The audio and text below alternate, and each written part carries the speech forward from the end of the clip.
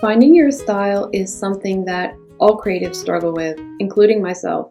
If finding your style seems like a daunting task, don't beat yourself up about it and keep in mind that all creatives have been there. It is a process. It is about finding yourself and the type of creations that you want to make. It is also about finding those creations and creatives that you admire and want to build on. It is about being patient and realizing that the key to finding your style is within you.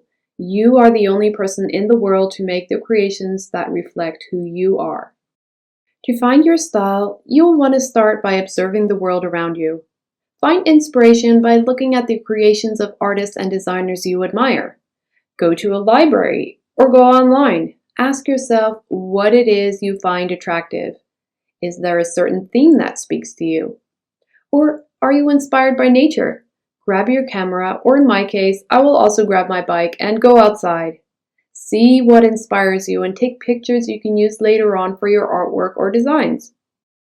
Ask yourself what it is that appeals to you. Do you like florals, geometrics, or creating doodles? Is there a certain color scheme that you're attracted to? Do you like bold colors or soft romantic colors? Write down all your ideas so you can use these as a theme for your next product or collection. If you do not already have a Pinterest account, I highly recommend doing so. Pinterest is not only a good way to find and save inspiration, but it is also one of my favorite ways to share my work with the world. You can pin the creations that you love. They could be creations that you find aesthetically pleasing, or that seem like great products to sell, or ideally be both. Give yourself the goal of pinning at least 30 images. After that, take a look at your board. If what you have pinned is very close to what you are currently creating, it is probably because you have a pretty well-defined style, both in terms of aesthetics and product choice. If what you have pinned is a bit far from your creations, that's okay too. It shows the gap between where you are today and where you aspire to be. It is up to you to then decide to evolve your current style of creating. Now that you have an idea of the style that speaks to you, it's time to start experimenting. This is the fun part of finding your style. Experiment with different styles and techniques. Try out new mediums and try out different color palettes to see what feels good and natural to you.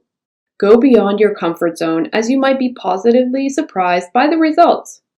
Once you're done experimenting and you have found a style that feels good, practice it over and over.